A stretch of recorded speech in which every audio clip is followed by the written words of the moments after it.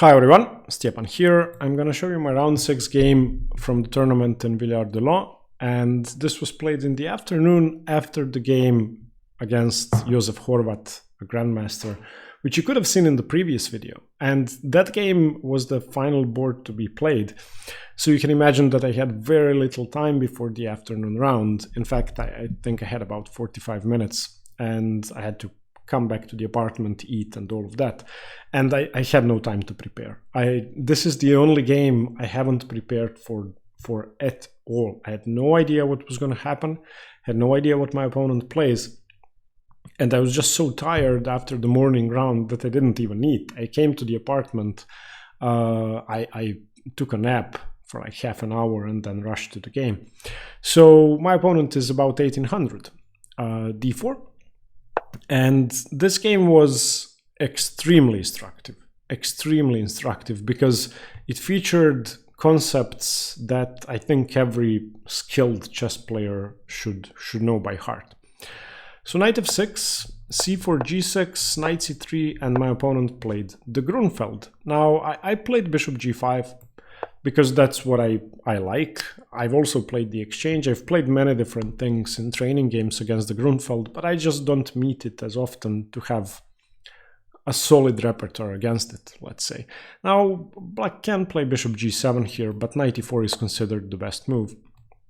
Bishop h4 takes, pawn takes, and now black can play two different ways. dc4 is the critical line, and black may even hold on to the pawn with bishop e6. Another very critical line is just bishop g7. I think this is slightly more promising. But my opponent played c6, which goes against the Grunfeld because you want to break this pawn on d4. Now, granted, that is harder to do in the Stockholm variation because I have a pawn on c3 and I'm going to have a pawn on e3. But you still need to play for c5. Once you play c6, it's not really clear where this knight is going. And let me explain why. As soon as the knight goes to d7, I can take on d5. My opponent never really wants to take on c4, which means that the knight isn't coming back to b8 and then to c6. So basically, once the knight has committed, I'm going to free up the c6 square once it cannot be used. And this knight really belongs on c6. So in the Grunfeld, you don't play c6, you play c5, and then the knight comes out. You want all possible pressure on d4.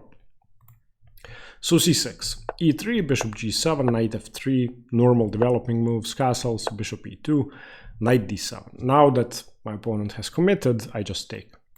Takes, takes, castles. And now my plan is very simple. I want to go c4. I have a potential passed pawn on the d file, and the Grunfeld is very famous for wins with the d pawn. It's an opening in which either black creates enough trouble down the diagonal, breaks down the center, or white has a solid center, pushes the d-pawn and queens, or creates enough trouble to win material. Knight f6, c4. Of course, c5 should not be allowed, so takes, bishop takes, and b6. And now, my opponent's position is already tactically loose, I would say. Because I have queen b3 and knight e5, and there's pressure on f7, he could be in trouble. So I played queen b3. The idea isn't really to overwhelm the pawn on f7, it's just to prevent the bishop on b7 from being active. So once he played bishop b7, I played knight e5, forcing a concession. e6 isn't advisable, I think, because it creates the spin on the h4 d8 diagonal and creates multiple weaknesses. And I may even be able to take on f7 and on e6 at an opportune moment anyway. So bishop d5 as expected. And here I made a mistake. The engine says white is much better after rook ac1 and something like bishop c4, rook c4. I can understand why. The rooks are going to be doubled down the only open file. But I found a trick, and I was kind of hoping my opponent would fall for it, because I had been playing chess for about 7 or 8 hours up to this point, and I really wanted to rest, and I set up a trick. So I took on d5, and my opponent actually thought for 15 minutes, which is surprising. You only have one move here. You have to take with the queen. If you take with the knight, you lose immediately to knight c6, attacking the queen, and then whatever black plays, I take the knight, take on e7 with check and win the queen back. So I don't know, queen d7, queen takes d5, queen takes d5, knight e7, and game over. So bishop d5 was played for that reason. I was expecting queen d5, and I was hoping to get this position, where he exchanges on b3, which he did do. And now my plan is to push my b-pawn all the way to b5 and get a better endgame with the c6 square for my knight, the c-file for my rooks, and e7 is still, of course, weak. Now, I was expecting rook c8 here, and on rook c8 it's, I think, dead equal. I don't think I can be better if my opponent challenges me immediately. However, he played knight d5, preventing b4, which is also a good idea, but it allows knight c6. And why is knight c6 strong? Knight c6 not only puts pressure on e7, but it also prevents a rook trade, and it prepares b4. So the knight blocks the c-file, prepares b4, puts pressure on e7. My opponent is forced to react. I think he should have gone e6 here. e6 was the only move in my mind. He blundered, and he played bishop f6. Bishop f6 is a very, very bad positional idea, simply because I either win a pawn and get a passed pawn, or I just get a passed pawn. There is no alternative to that. I'm going to have a passed d-pawn. So of course I take on f6. If he takes with the knight, I take on e7 with check, so he takes with the pawn. But it doesn't really matter that he has doubled f-pawns. I have a passed pawn on d4. And here I had a long think. There were two moves, rook c4, trying to double up, or e4 straight away. I was kind of afraid of e4 because of knight e2 possibilities, forking my king and rook. If I played this too early, I thought I could be in trouble, so I decided to play it safe with rook c4. But e4 is much, much stronger. Knight f4, I just go rook c2. The other rook's coming to d1 and I just push my pawn. The engine gives this as winning for white. For example, knight e6, rook d1. The best move is knight d8. This is, yeah, I'm just pushing my pawn. So this would have been much simpler. Instead, I played rook c4, which is about equal. And I thought I was better. I mean, practically speaking, I should be better, but there is no forced win. Rook f8, rook fc1, knight e7.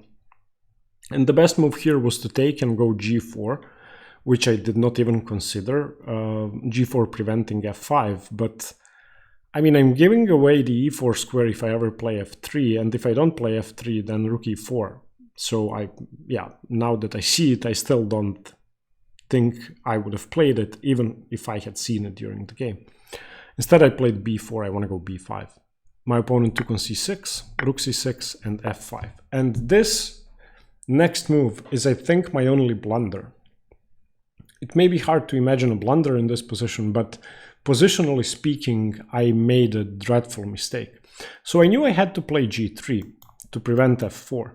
Not only because my back rank is weak and my rook is tied down, but because he may be able to activate his rook if I don't. But I thought, well, let's start with b5. I think that's more important because I want to avoid b5 by black. Now b5 really should not be played because of rook a6 and rook c7, so I should have gone g3. Instead I went b5, and luckily for me, my opponent did not play f4 here. He should have gone f4. He played rook e7 and offered the draw, and I of course declined because now I'm winning after g3. He should go f4, and I have to defend, so let's say rook c3. a6, he can activate the rook. I don't know, king f1, takes, rook a2. This is getting very messy. This is very messy. I have a passed pawn, but it's definitely not enough to win. So he should have gone for that. Instead, as I said, he played rook e7, which doesn't do anything. And now after g3, I was really confident I was going to win, because I'm up a pawn technically. My b5 pawn is controlling two pawns, a7 is a backwards pawn and a fixed weakness, and I have a passed pawn, and I have a better king, because his king can never cross the third rank without a rook trade, which would end up giving me two connected passed pawns, which is, of course, game over. Played king g7, h4, just gaining some space, I'm not in a hurry. Rook d7, king f1, rook d5, rook b1 I can defend, rook a d8, rook c7. He has to trade rooks.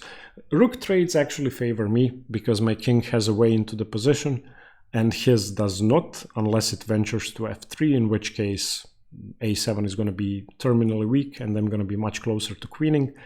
So rook d7, king e2, rook c7, king d3, preventing an infiltration, king f6, rook a1, tying down the rook, king e6, f3, and my plan is simple. I want to go e4, and if we trade the last pair of rooks, black resigns. Okay, so if you don't understand that, let me try and explain why.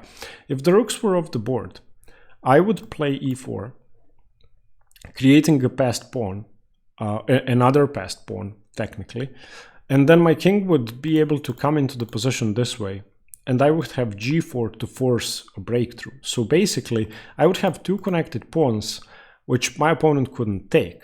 Let me just put a random position on the board. So something like this. Let's say the rooks were off the board. And here. Or here. This can never be taken because I queen if the rooks are on the board, off the board. This can never advance because I queen. And in the meantime, my king comes here, here, here. If he pushes one of the pawns, I undermine them, and that's it.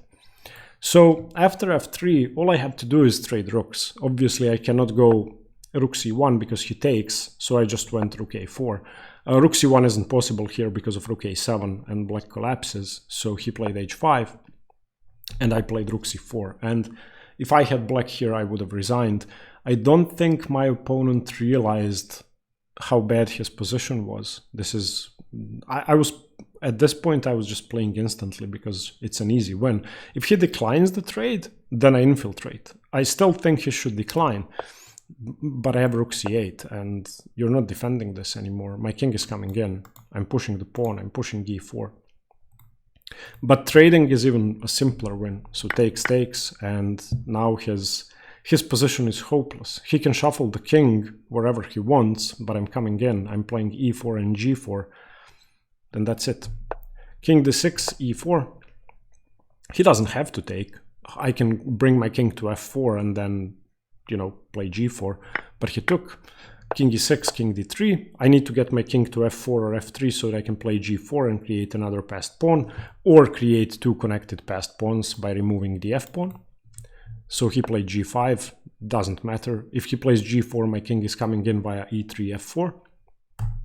King e3. He waits, king f3, he waits, g4. And yeah, there are no moves here. I don't know how to explain this better, but basically my king is going to end up wherever it wants on one of these squares. And I'm going to win this pawn and queen my two pawns. So hg4, king g4, gh4, king h4. And I mean, he played f5, which loses instantly, but everything loses instantly. If he tries pushing the pawn, then I take. And even if he was within the square, let's give him another move. I'll just make a stupid move and wait. Even if he was within the square, I'd still be winning because I have two pawns. So I don't know, if he waits like this, then I'm still winning. I'm just making random moves. This is just a passed pawn, and I can do this and win. I don't have to, but I can. Queen my pawn. So he played f5, and of course I played e5, and that's it. This is a very known thing in king and pawn endgames. You can never take the less advanced pawn because the other one queens, you immediately exit the square. So now I'm just gonna queen. King d5, king g3, and he took on d4. What else can we suggest? If he plays king e4, I still play e6 and queen. If he plays king e6, I play king f4 and win the f5 pawn. If he plays king c4, I play king f4 and queen. So it doesn't really matter what he does. The game ended like this. I won the a pawn. I blockaded the b pawn, and all I had to do next was pick up the f pawn, bring my king close to the b pawn, and checkmate him. But in this position he resigned. I felt a bit sorry for him because he wasn't aware that the game is losing. I think he thought it was a draw all the way until g4. But I've been in that position many times, and I've felt that way, absolutely devastated, not only because I lost the game, but also because I had no idea what was going on. So I hope this will be very instructive for my opponent, and I wish him all the best in future games. Yeah, I hope you liked the game. It wasn't too complicated, it wasn't too clean. A greater player would have drawn with f4 or even with rook c8 early on, but a win is a win. So after 6 rounds, I was on 4 out of 6. I'm going to show you the rest of the games in the following days. Thank you for watching. Stay tuned for more chess. Bye bye.